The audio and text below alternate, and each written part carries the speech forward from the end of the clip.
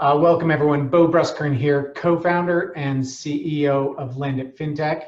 And today is a pretty special day for me. I get to interview an old buddy of mine who's now a best-selling author. His name is Trevor Moawad, and he has written a book called It Takes What It Takes. This is my well-worn and beat-up copy. I had to tear it from the grips of two of my kids before I could get in line to read it, and it is a fabulous book. I'm going to put us on full screen here. Trevor, welcome. Thank you, Bo. Great to be here with you. I need to thank you. I need to lay some groundwork here. Trevor and I have known each other for as long as I can remember. We grew up in Tacoma, Washington, and he's the kid that my mom said when I switched schools and went to this new school, he's the kid that my mom reassured me by saying, Trevor's going to be in your class. And that was in 4th grade when I moved over to Charles Wright Academy. Phenomenal institution for both of us, I think. And then Trevor and I were friends and sometimes rivals, I'll point out, for the next 8 years. And then just like so many relationships, we just went our separate ways. And the thing I tell my kids about Trevor when I talk about him is he had a trajectory like nobody else. And he was sitting there pushing on this flywheel that, the flywheel that Jim Collins talks about, and he was just putting his shoulder against it. And not everyone recognized this. But by the time Trevor was a senior and now on to today with things you're going to hear coming out of his mouth, you can tell that kid has been pushing on his flywheel, and he is a rocket, and he has hit escape velocity. So I'm super happy to have you here, and super excited to have a chance to interview you and ask you all about the experiences that sort of brought you to this special place. So that's my prologue, Trevor, and I know that. Well, I got a prologue for you too, Bo.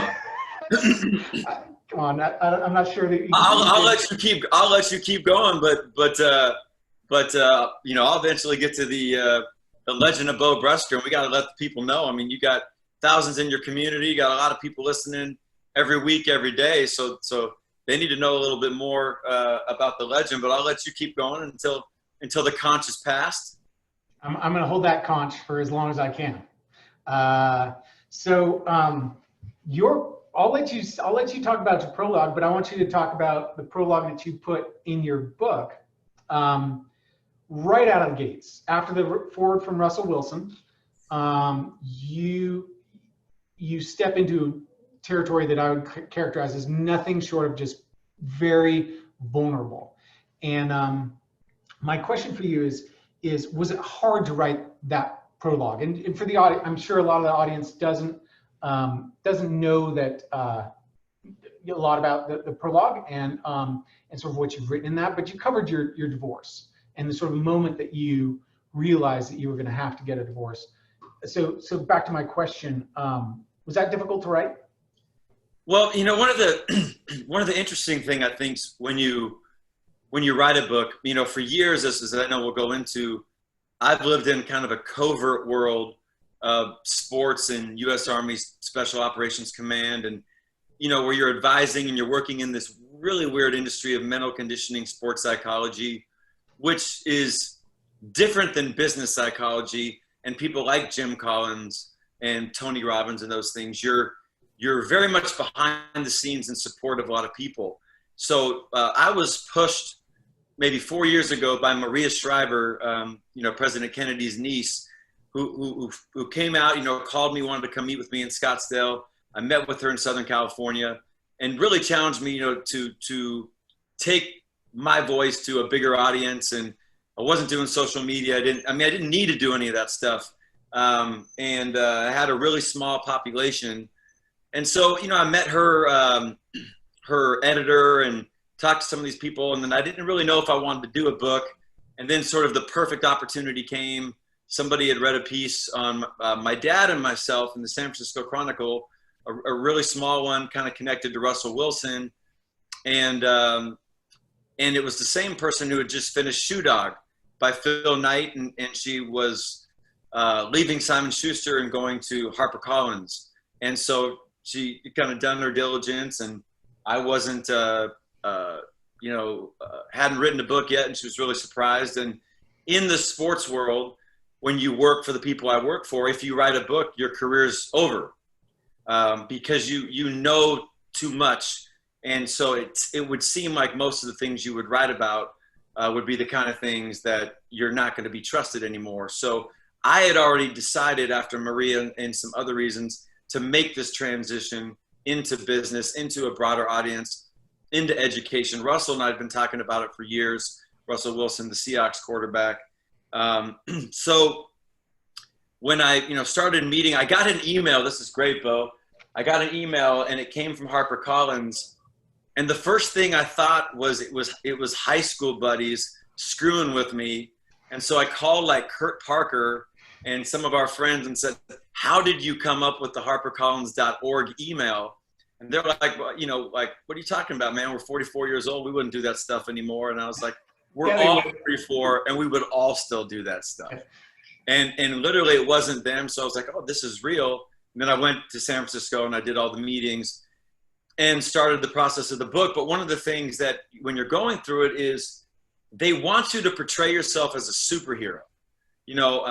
As I started to study Grant Cardone and Gary Vaynerchuk and Ed Milet and all these people, it was, look at all the money I've made. Look how successful I am. Watch me walk off my jet slow motion.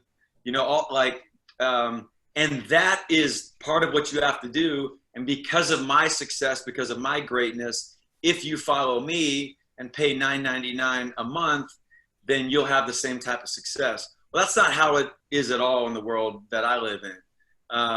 So I really wanted to write a book just about that would share great principles and some unique things about world-class athletes and other things, but also about a guy that's just a guy.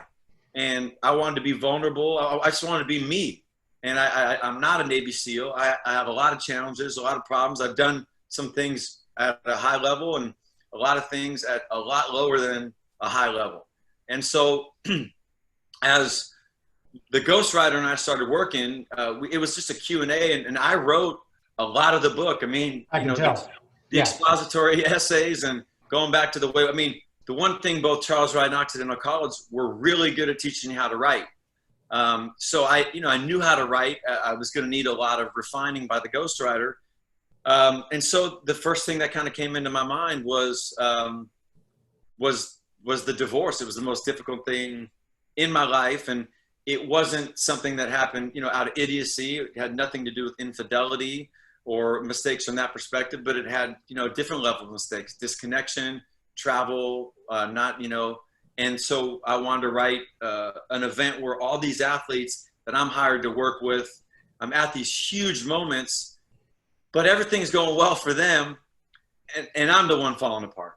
And so I don't know, really how it happened. That's how we started, and it really surprised HarperCollins. But I think at the end of the day, they liked it, and so that's how we started. And at that time, that was probably one of the biggest things I'd gone through, because, I was at your wedding many years ago in Colorado. And when you get married, my plan was to do that forever, have a family, do all those different things. And we've been bouncing and moving so much. Everything had been delayed. And then before you know it, you don't accomplish a lot of those goals. And so, so that's why I jumped into it. And, it was well received. But tough to live. Totally. And your book, throughout, you return to your own vulnerability throughout it. And I loved, there's several sections in like chapters 10 and on where you kind of come back to some of those moments of failure. The Freddie Adu story is impactful. And then even the epilogue or the acknowledgements section was just awesome. It showed a lot of that recurrence of vulnerability.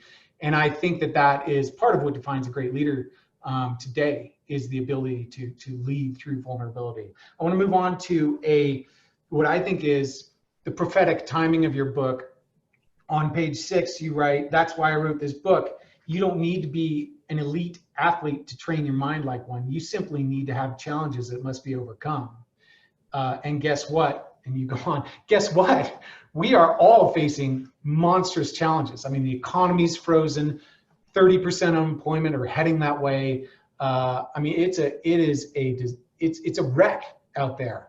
Can you reflect on not so much the prophetic timing, because that's probably just a happy accident, but you know, how has your life, how's your practice, how's your view of neutral thinking changed, if at all, in the last 3 months? Well, you know, I think challenge is a relative term. So, you know, a year ago, people had challenges. You know, now they're the same challenge is a shared challenge. And people still have a lot of those same challenges that they had a year ago, on top of these new sort of global challenges, local, regional challenges, however you view them. And then obviously tons of people who are capable. I mean, I just did a webinar for a venture fund of, you know, many top tech, you know, people in the tech space and business space who are out of work, you know, with degrees from places like Dartmouth and Cornell and Occidental, just because they're, you know, that's sort of where we're at right now. So I think what the book talks about is the self-help industry has had a lot of problems reaching a wider audience because of such a strong emphasis on being positive. And you're kind of always told, you know, hey, don't worry about it, be positive, be positive, be positive, go meditate, all those things. My book's a lot different than that. I think you can eventually get to a point where some of those principles make sense, but the idea that we really focus on of neutral thinking is this idea of a real acknowledgement that when you're in a difficult situation, that's real, but it's not predictive. And how you respond and what you do and on that next step is what's controllable. And we've been teaching it for a long time in the sports world. And Russell Wilson is a great example of this ability to stay neutral.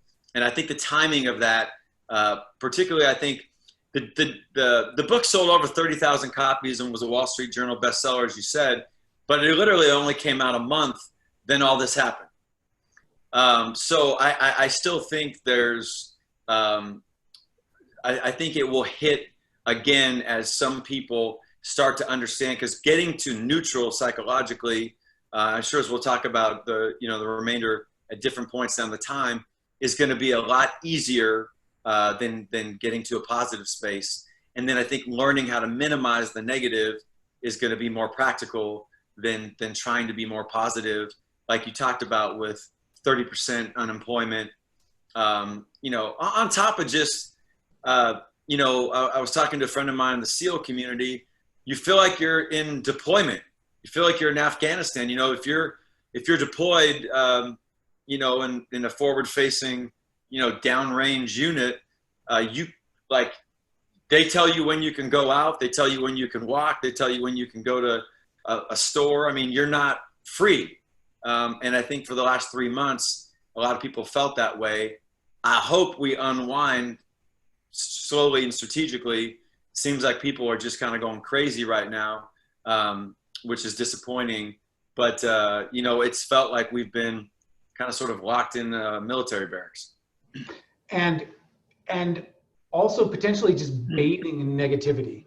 In your book, you talk about, I mean, there's a lot of different times where you talk about sort of the aspects of the internal locus and then the external locus, and having command and forcing an internal locus that is going to be productive for yourself. And we'll hopefully really dive into this neutral thinking. But one of the things that leapt out at me, and an aspect that Amy and I have adopted since we were married, is just chucking the TV. And I know you grew up in a household where national TV was national news was not allowed. You could watch sports and weather, and that was it. And then you shut it off, right? Yep. and Sports Center And right. and ESPN Sports Center. For sure. Those are okay. But I feel like I mean, I guess the question I want to ask you is, to what degree do you feel the global population is bathing in a sea of negativity, and what can we do to arm ourselves against it? Well, I mean, first of all, you got to respect people's right, to live how they're going to live. It takes what it takes. Is the title is objective, and because it takes what it takes doesn't mean you've got to do it. It just means, like, objectively, this is what it's going to take to navigate this as well. And you and I both know some businesses are going to do much better at adapting to Zoom and Microsoft Teams and webinars and adjusting and their outbound calls and how they're building their pipelines, and a bad Q2 positioning themselves for a better Q3, whatever. They're gonna do sort of a better job of it. But I mean, for years, I have a population that is not Bo Grusker. So the athletic world is not reading a lot of books. There's not listening to podcasts. They're not actively looking to get better psychologically in the same way. There are no Tony Robbins in sports. So I think there might be one, Trevor. Well, yeah, but different wallet sizes. Like I always say, Tony can stand on his wallet and talk to the clouds. But I think, relative success-wise, maybe somewhere near there for me in the sports world. But what I would say is, in business, there's a lot of Tony Robbins. I guess that's my point. There's a lot of speakers. There's a lot of programs. You could go get Brendan Burchard. You can get, there's just a lot of educational. And you go all the way back to Dale Carnegie, Norman Vincent Peale, Maxwell Maltz. It's a lot harder, I think, in sports. So when we started looking at the data, particularly at the end of my first year working with Alabama football and Nick Saban, all of that was really clear was that negative thinking worked negatively.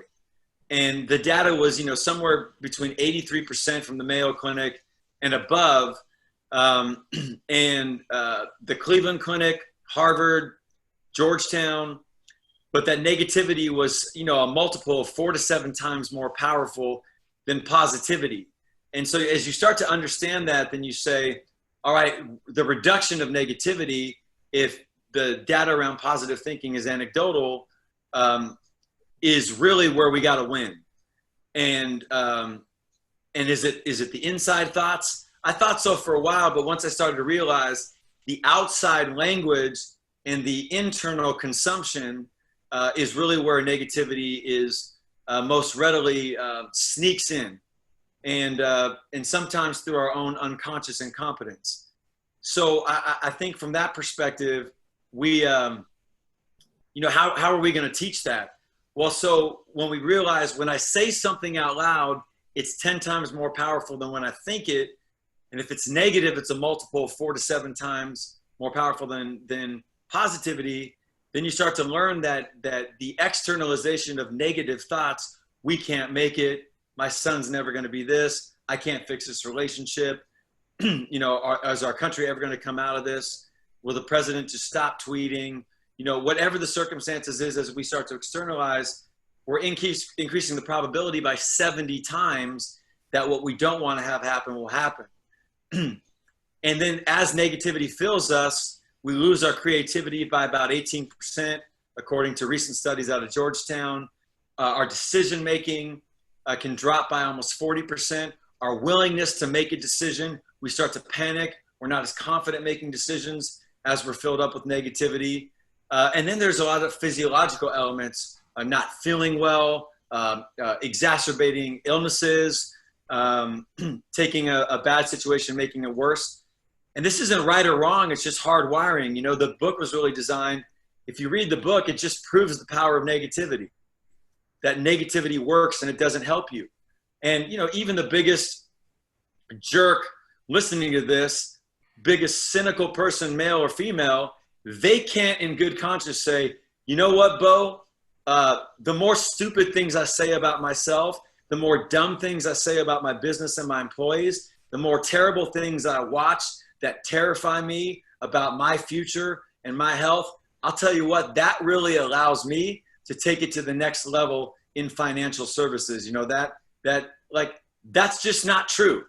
Now, people succeed in spite of themselves, but not because of that. So there's nobody that could win that debate. You know, they could win the debate. Well, I've tried being positive and it may not have worked, but if they were negative, it worked negatively. So I think at the end of the day, you know, when we watch TV, cable news, 3 minutes of cable news increases our probability by 27%. That will say we had a terrible day. That's before this. Now, to go back to your question, even the most avid news consumers still had a work day to balance their life. So they would go work for 8 hours, 10 hours. They'd be around. They'd be doing different things. Most likely, a TV wasn't on. Sometimes in the financial world, CNBC or whatever might be playing, but you're doing a lot of other things. Well, now a lot of people have been home a lot more.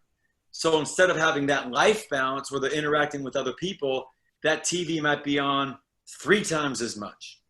And the deceptive part, Bo, is we're like, well, I need to know what's going on. I need to stay educated.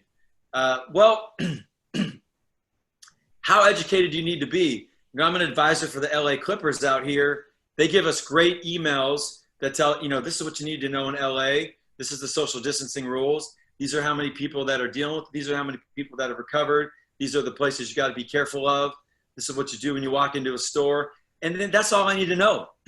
I watched 42 minutes of news for the first time in 3 months on Saturday, and it took me till yesterday afternoon just to regain my bearings. And all I wanted to do was watch some local news to see, as the beaches were open, like what I needed to know.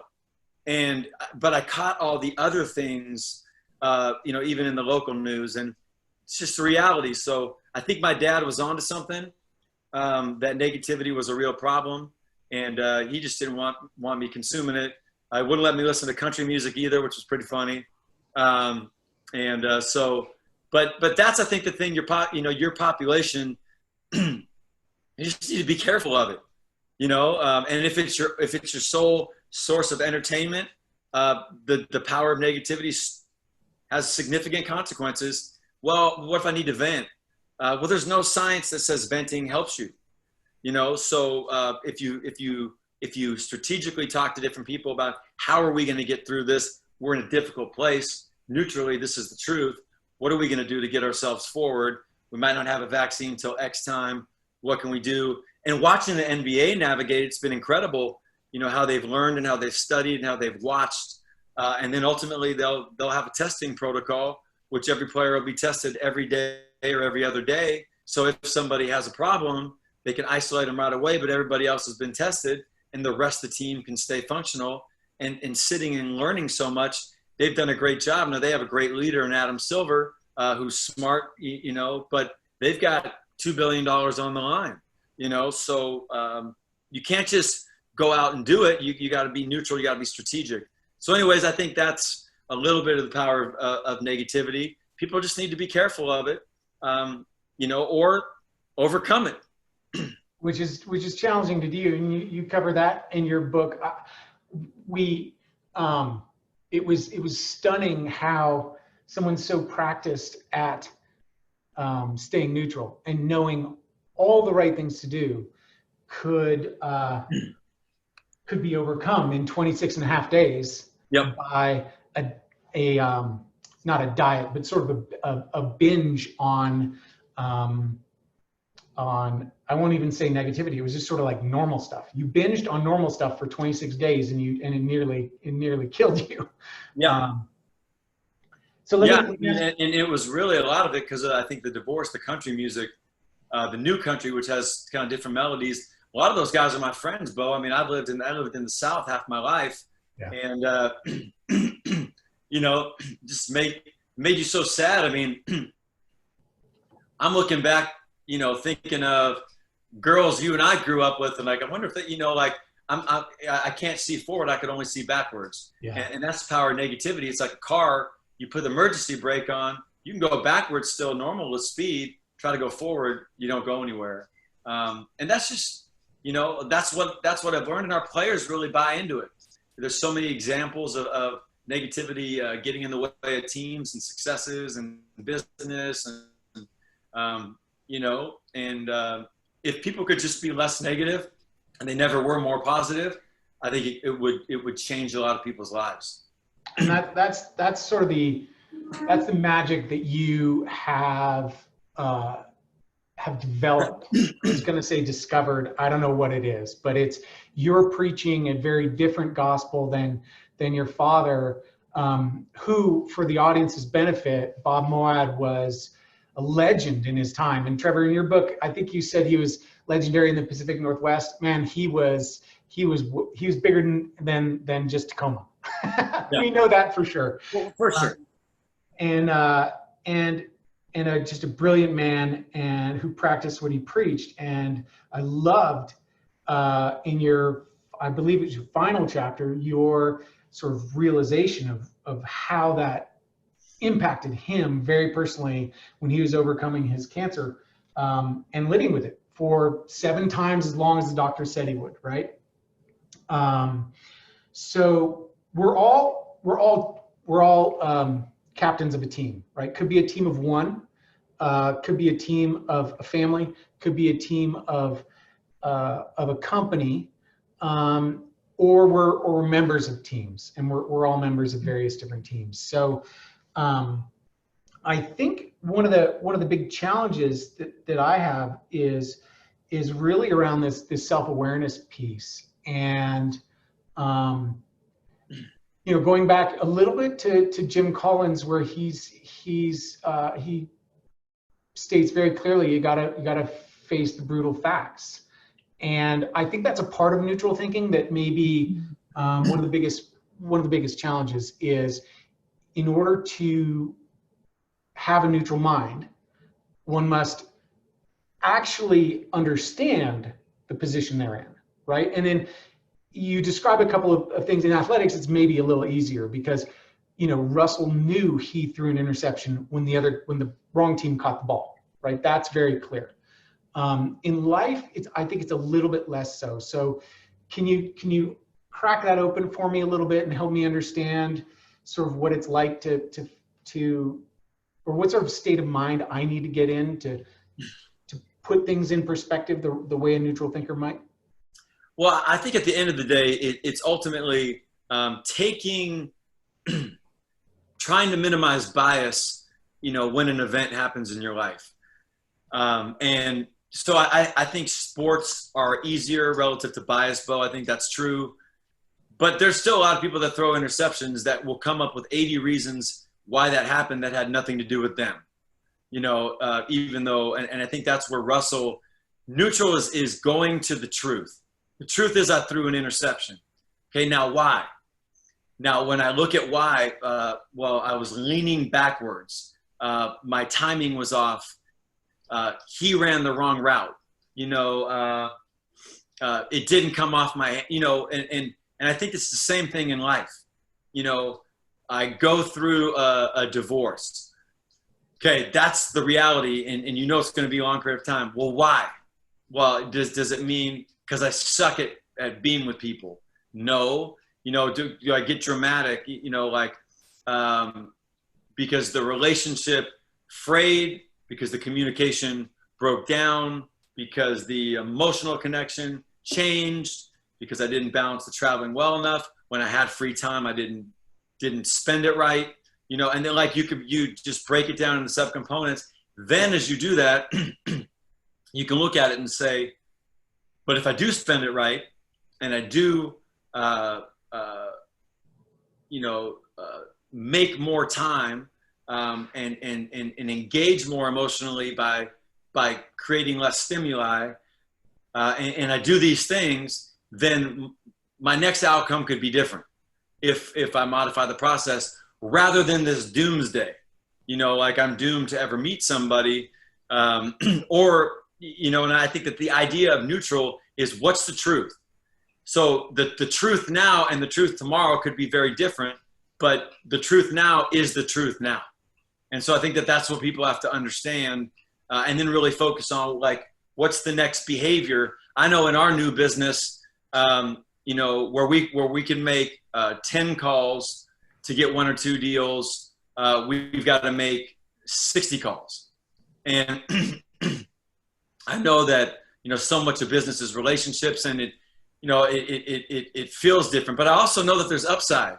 You know, Russ and I just did a webinar to 127,000 people at Microsoft, you know, with Amy Hood, their CFO. And, you know, that's something that we were before going to go speak to, you know, 5,000 people, and we'll have nowhere near the impact. I mean, because it was Microsoft, I'm sure they would have transmitted it to some element of people. But because we weren't on that campus up there, I think in Redmond, it opened other doors, and maybe that will open up other business opportunities. I don't know.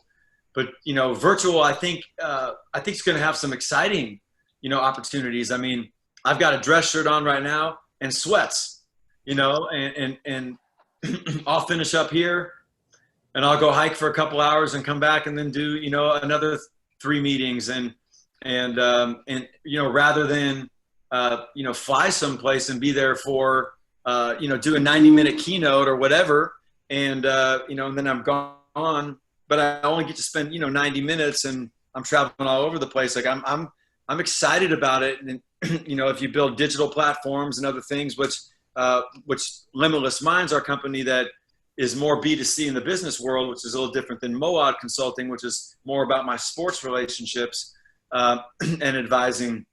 So I just think the idea of neutral, Bo, is what's the truth without bias, and bias is tough, but I think the more we can look at it, or the awareness to recognize this is my bias. Because I have 5 children, I'm biased this way. Because I have no children, I'm biased this way. Because I live in Denver, I'm biased this way. Because I went to Charles Wright Academy, I'm biased this way.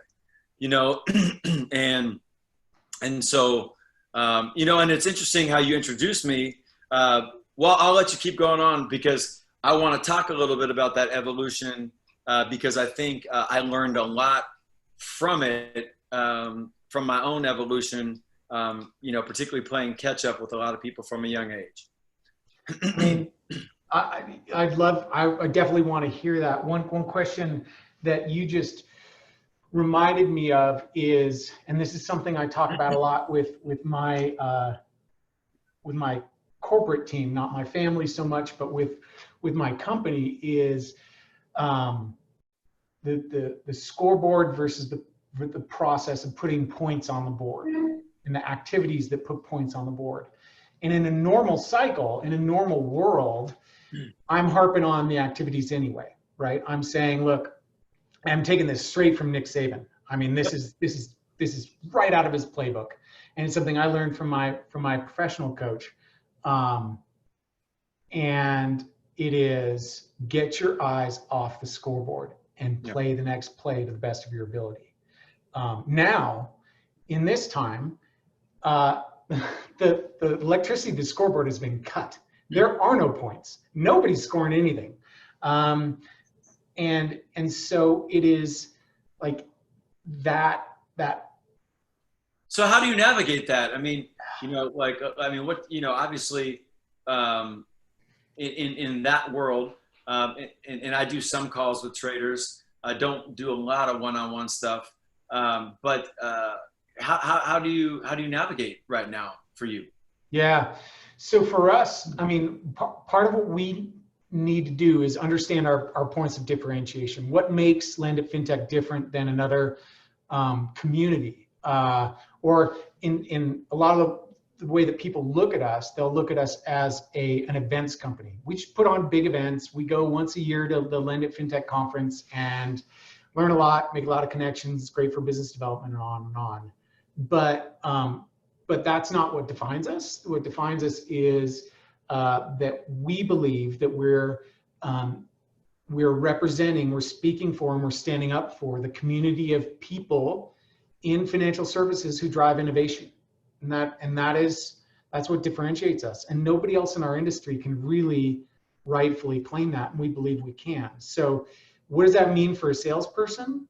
That means stop selling and start asking questions of the clients. What can we do for you right now that would be helpful? And that's in fact how what you and I are speaking on right now, Lend It FinTech Digital, that's how this was born. Our show, our biggest show of the year, Javits Center, 5,000 people expected, May 13th and 14th of 2020. Not great timing. So rather than cancel it, we were able to postpone it to September 30th and October 1st. Hopefully that's perfect timing. We'll see. We've got a neutral mind about it. And so in the meantime, our clients, our community cannot wait until September to hear the answers to the things that they need answers to right now. And so that's why they're navigating the market, Bo, with, it seemed, like all of a sudden it's here and it's there, and, and it's such a, partisan time, right. Not being hyper political, but, how are they navigating? What are the best strategies that people can adhere to right now? I know it's a diverse industry, but it seems, whoa, it's at 25,000. Whoa, it's down here, and then whoa, it's unemployment. What are you seeing right now? I mean, in the world that we serve, it's really the innovators, the people that putting your bank in your pocket on your phone would be the most simplified version of what we do, or who we represent. And so a lot of those people that have been innovating so rapidly since the global financial crisis in 08 and 09, some of them have matured in an era where everything was up and to the right, and now everything is tanking. And so those companies we're serving a world that no longer exists, and they're tanking. Others are finding the world is coming right to them because we can't go to a bank branch. And so a digital mortgage end-to-end solution is actually really convenient right now. So it's all over the map, Trevor. It is a wild time. And not only is it, like you mentioned, the reality today is not the reality tomorrow. So what we're dealing with today is, the federal government is propping up employers with the PPP. And gushing cash in other areas so that we can maintain employment to some level. And they're also supporting the unemployed. So we're seeing a lot of realities today that are just realities today and will not be tomorrow. And to your point of like, what do you do? In a sense, we sort of wake up every day and say, what is today's reality and how can we act within that to the betterment of our community? Yeah. So that ability to be neutral, it's like a first half and a second half of a Dartmouth Penn game, right? You could be up 25 points, still got, another 30 minutes. So what are you going to do about it? Right. And I think that's a great way to look at it. But yeah, I mean, I think, a lot of the industries are in the same spot, but I definitely agree. Even for myself, getting checks now that I can take pictures on my phone and deposit, I'm not going in a bank, for a while. So, it's just, I'm not taking any unacceptable risks, to the degree. I was just with a buddy of mine who used to be the president of ABC News. And we went over to his house this weekend and kind of did the social distance hangout. And he was in Brentwood, and he was like, some of those risks are like, you go to the beach or certain things that you eventually have to start taking risks, but it's like you have a gun chamber with 100 bullets or 100 spaces, but only one bullet. And so, it's a fine thing until we learn and we know more, and we eventually have to take these steps forward. But we also want to take them forward strategically. So, but anyways, yeah, that's fascinating. And I think staying neutral, knowing that, all right, I'm going to get up and we'll see where we're at today. And I'll do what we need to do behavior wise or activity wise today. But there are also some things we can do today that we know will help us with tomorrow, like Nick Saban's process, which is, preparing you to win in the long term, not the short term. Right. Right. Yeah. You want to take the conch? I've got tons of questions for you, but it sounded like you wanted to talk a little bit about. I just, you know, it was interesting. I think one of the great things, one of the great things when, you know, I got a note a couple of years ago from our school, Charles Wright, and you know, what I love is the idea of social Darwinism, and I think I was a year younger for our grade, which was I was glad that I was with the people we were, because you and I had such a great class that we grew up with. You know, academically, I mean, so many people. I mean, you know, obviously went to incredible schools, and I think are successful in their own right. But one of the things that I learned early on, you know, I was all over the place when I was younger. When I got to high school, you know, I was really driven to prove to people, you know, and particularly specific people, that, you know, I may not have the aptitude that a lot of people have, but I have other skills. And I learned early on, like, man, that's going to take Kevin Lappin 15 minutes, and it takes me 4 hours, you know, or that's going to take Bo an hour. It's going to take me 4 hours. Or it's going to take Jesse Long 30 minutes. It's going to take me 4 hours. That's what it is, you know? So like, that's how my life's going to be. And, and so when I went back for the Alumni Award, you know, Mr. Callow was there, and I had a lot of these people that I asked specifically, Dr. Mortensen, a lot of people that were really instrumental to me because they valued non-traditional intelligence. And I've always had that. I've never had the traditional aptitude. I was never going to blow it up on the SAT. But I had a work ethic, and that was not going to lose to anybody. I know you have the same. And so I think learning that and realizing at a young age that is its own type of intelligence. And obviously later Dan Goleman with emotional intelligence helped you understand that. But I recognized that would get me kind of where I needed. And I appreciated schools like Charles Wright that valued non-traditional intelligence, like grit and toughness and work ethic. And I was telling Mr. Callow, for those that didn't listen, he was a really tough history teacher that we had Mike Callow and Dr. Neunhurst, but he had these tests where you would take a test and you'd get your score, but then you had a chance to do this thing called grubs. I remember where grubs. if you missed the answer, but you could explain why you thought it was right, you could get partial or full credit back. So I'd get like a 72 on the test and end up with like a 94 because I would do every one and I would write pages and pages. And that was so vital to I would turn in like 26 pages of really well thought out why I had my answer. And and I told him that was so valuable for me because we don't always get it right on the first go around, and we don't understand it the same way. And I think both Charles Wright and Occidental College really valued that. And then the ultimate combination is incredible aptitude combined with incredible grit and toughness. But it's amazing how far you can get. I've always said average people become average through average behavior, not average aptitude. And I think people can become exceptional through exceptional behavior on top of solid aptitude.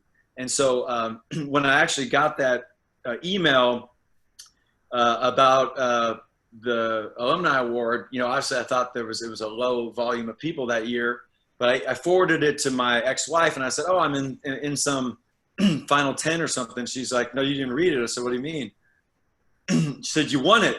Well, I was walking back. I was with the Oklahoma City Thunder, and I was walking from our hotel in Beverly Hills to UCLA, and I was walking back, just wanted to walk, and I literally just went over to the side, like on the street on Wilshire, and just cried for like 30 minutes because I felt so outmatched by everybody at everything at that school.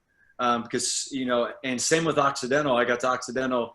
Everybody was from Phillips Academy or from Choate. Everybody was brighter than me. Everybody it was easier for. So you accept that, but it weighed on you. And I had times at Charles Wright where I would just break down because every person in every class was more intelligent than me. And yet I wanted to be in that top 10, 11 students. And I was going to get there, by come hell or high some way. So I think it's interesting, Bo, like if you see the big picture, obviously you want success in the short term. Bo and his brother drove me to school. They had the coolest Mustang. And Bo was one of those guys that grew early, was bright, handsome, was a great football player as a freshman, obviously a great football player in high school, went on to play Division I college football in the Ivy League. But Bo, had a lot early and also had the benefit of a strong vision early. I didn't have that strong vision early. Everything, like each year I built momentum. So it was, it was interesting. We still go back, and Bo and our class, while most, senior gifts or some stupid thing, we literally donated like the front entrance to the school was thousands of dollars, and came up with the idea of selling bricks that had your names on and all these things, and you still walk to our school, which, Bo, I went back 2 years ago. It's like a college campus. It was incredible. And they had a Hall of Fame of teachers when you kind of walk down by where we would go to middle school. And as I went there over my 12 years, over your 8 years, all of the teachers that had taught us were in that Hall of Fame. And so I'm a big believer in force multipliers. I don't think we do it on our own. I think there were incredible teachers that gave me a shot, that valued the things I had. Same with that Occidental. Even President Obama's mentor, Roger Boucher, was a huge influence on me in my politics career, and Larry Caldwell, who advised Nixon and Reagan. These people spent time with me. They went above and beyond. Obviously, they saw grit and toughness and other things, but one of the best things, surround yourself with great people. And one of the things that Russell Wilson, who started his career at $280,000 a year, and 8 years later is $36 million a year, and the highest paid player in the history of football, with no trajectory that would have ever suggested that outside of behavior, there was no aptitude that jumped out at you. But if you're negative, you don't have a space in his life. You can't exist in his life. And even if you're a good influence like me, if I go down the wrong road, he'll put me in timeout for a period of weeks until I'm allowed to come back and re-enter general population. And that's, the people you surround yourself with are huge. The conversations you have are huge. And, in our lifetime, Bo, I think I look back and one thing I remember talking to you about when we were early on in college, I was asking you something. I remember we were all in Lake Chelan, and I remember this vividly.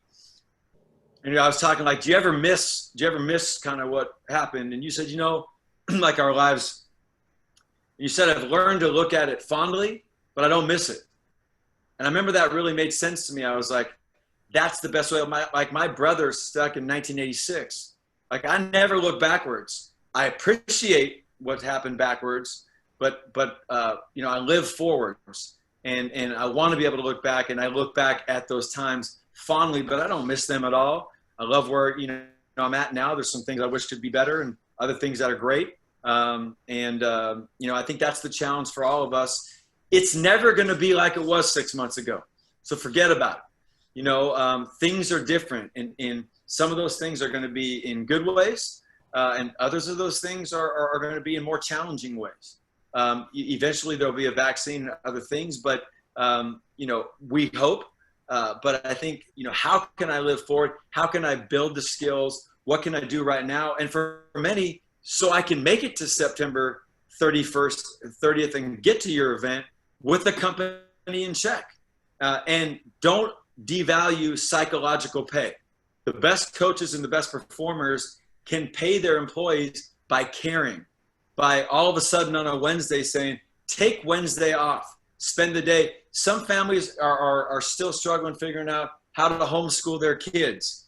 As much as kids are a lower threat relative to this thing, it's not going to be easy to put 35 kids back in a room, you know, and with liability and all those things. So think about where you're paying your family, your kids, your businesses psychologically, where you may not be giving them more money, but you're giving them other value by the way you care.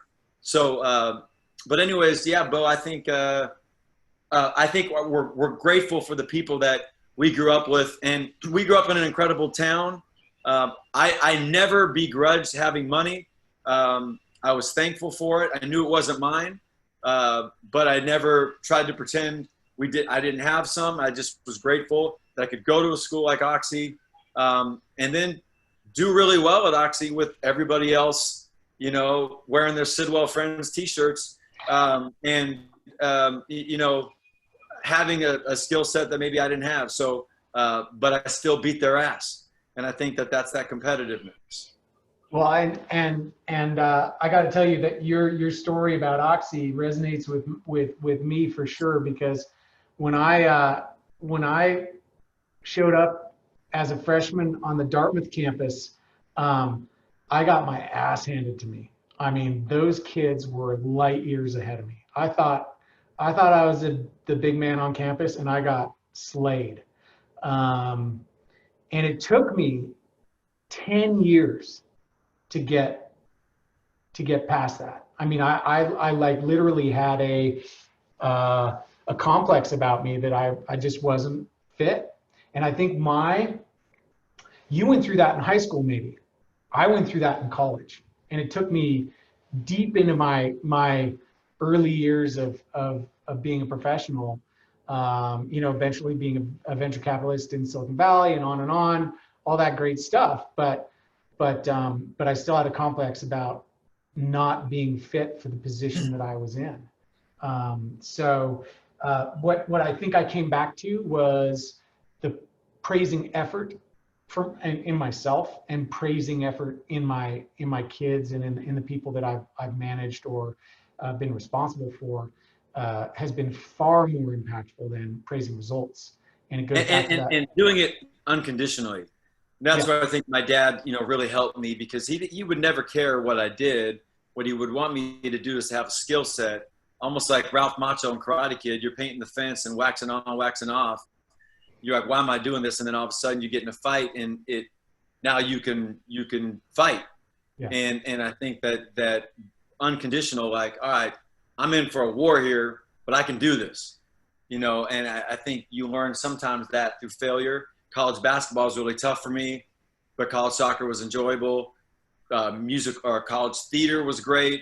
Academically, certain things were tough. And I just was like, all right, a win for me is going to be a B. And it's going to take, you know, 26 hours a week to get a B. And that's where I'm going to win, you know, and to be okay with that. In other places, okay, I can push it here, and then I can graduate here, and do what I need to do to get to graduate school. So, but what I love about that is social Darwinism. I always have put myself around people that are way better than me. And, you know, I never I never knew I would end up being the best at something. And it's funny, because when I think of sports psychology, in my mind, I laugh. I'm like, well, I'm one of the best in the world, but there's only like 3 people that are even trying to be. So I'm the top of 3. And that's how I view it, truthfully, in a lot of ways. But I still appreciate how hard it is to be relevant. Because in the business world, but in the sports world, you want to be relevant. The night before the national championship, you're with all the best players. The morning of the national, and that is not easy to do in a population of 85% single parent, 60% below the poverty line, much different than the way we grew up. And finding and having information relevant enough to play a role and to be an acceptable piece, and says, hey, I need him or her to be a part of my day, or to be with them at halftime of a Rose Bowl, like we wrote about in the book, in that pivotal moment, talking about staying neutral and strategizing, you know, in front of 103,000 people and 45 million people. And I never played anything but more than middle school football, you know, and how do you build that relevance? What's allowed me to be relevant in football is I don't like football. I objectively, and I'm crazy enough, Bo. I mean, I love the competition aspect of sports, but for years I've watched more HGTV than ESPN. I'm into houses and designing and doing all sorts of different things, and but I love sports as a chance to prove that I can be of value, and I've never signed more than a 1-year contract. So if I don't perform or I don't help at places like Alabama, then I'm out. And that's the big world. Now sports doesn't pay, like some of these other guys, but like I said, I watch the business psychology world, and I just said, man, I'd love to see you come survive 5 minutes with your stupid bullshit in that world, and come up with a message and just go talk about how great you are and how much money you've made, because I work in the world of service. And that's been the area where you got to promote a book where you're learning. I'm learning that fine balance now, but it's fun doing podcasts like this. And I'm obviously not surprised, Bo, at your success. And I know no matter how good you are, you're pushing the needle when you go to a place like Dartmouth. Those are designed, those early years, to get rid of people that can't hang, and sometimes it takes a while to come back from, like, wow, I just got my brains beaten out of me for, 2 straight years, where I could go into class and study and dominate. Now I'm going to class doing all that same stuff and surviving, and so it's all, but nothing really changes from 21 to 47, or 46. It doesn't really change to 45. It doesn't change that much, because problems are relative. Success is relative. How you feel success at 22 is, maybe different at 35, but it's still success. And it's the same way we feel failure. And the best advice I have to your people kind of going forward, is, where am I letting negativity come in my life? And where can I minimize it? Do I understand the things that allow someone to be good in my job? And am I driving towards those behaviors, not outcomes, but behaviors on a consistent basis? And then I think, what are 5 things I could not do going forward in this next week, this next month, this next year? 5 things I could not do that could change my life. So much of what makes a world-class athlete is not what they do, but what he or she is willing not to do, what they don't eat, what they don't watch, what they don't consume, who they don't spend time with, what they don't, look at. One of the things we do with our athletes, first 30 minutes of the day, no social media. Last 30 minutes of the night, no social media. And anytime we park at a parking lot, we're going to walk from that parking lot straight to our office. We're not going to look at a phone. That phone's going to be in our bag so we can engage the world. We work on little things like that. Otherwise, we're going to live, in a 3x5 inch screen. I don't care if I'm 58 or if I'm 17. That's how we're educated right now. And we have to dictate and drive our own behaviors. And sometimes we have to not do things. So, Bo, been a blast to jump on here with you today. Thank you. I got two things to say. Yeah, no problem. Plenty of time. No, just two quickies. And first, to comment on that last bit of advice, which I think is brilliant, is that sounds a bit like BJ Fogg's Tiny Habits, where you're that tiny habit of, when I get out of my car, my phone is already in my bag. I'm not looking at it between the car and the office. That's a very small change, and it could be massively impactful. I can see that. So thank you for that. I will adopt that practice. I got one thing is, you just mentioned you didn't like football. I love that. And I'm going to read from chapter 2. It takes a plan. You said, people are surprised to find out I'm not a sports fan. I'm a fan of growth. I believe in people. Wherever that journey starts for them, I can see what they will become when weaponized with the right behaviors. I love that. And the final bit I'll say, I'm sorry, I'm choking up here, Trev, but. No, thank you, Bo. Thank you so much for bringing me on. Thank you. When you grow up together, it's just like, I missed a beat in 20 years. Yeah. 30. It's 30 almost years. 30 now. Wow. Yeah. We added another decade. But I do want to say that I know your dad would be proud of you. So Thank you. thanks for doing what you do. No, and it's so amazing because, I run into so many different people, who were touched by him. And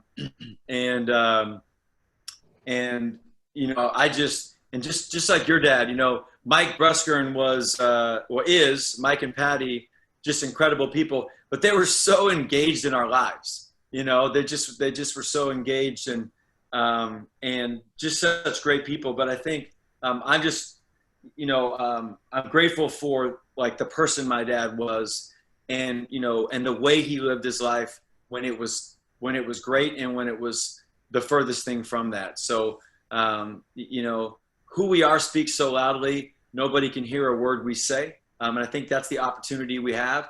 And your past, you're responsible for it, but I want your audience to really understand what you do next is going to define who you become next. So, there may be some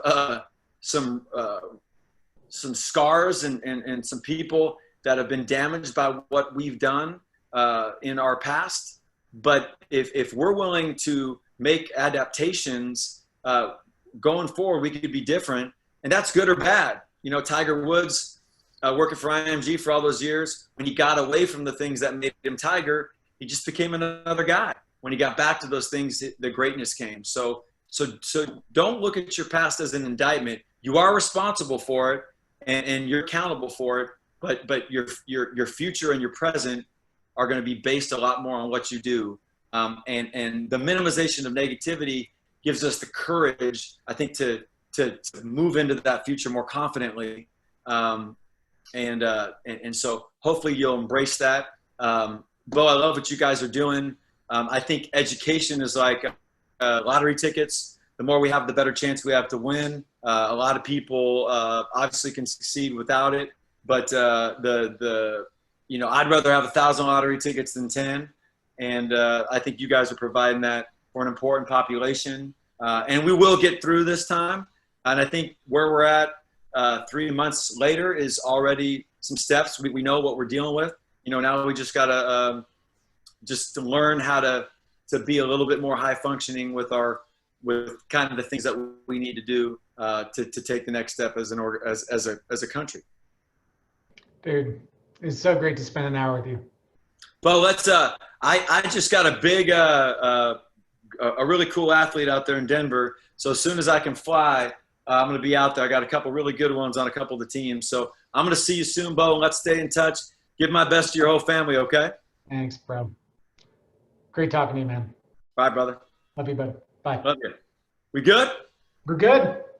That was awesome, man.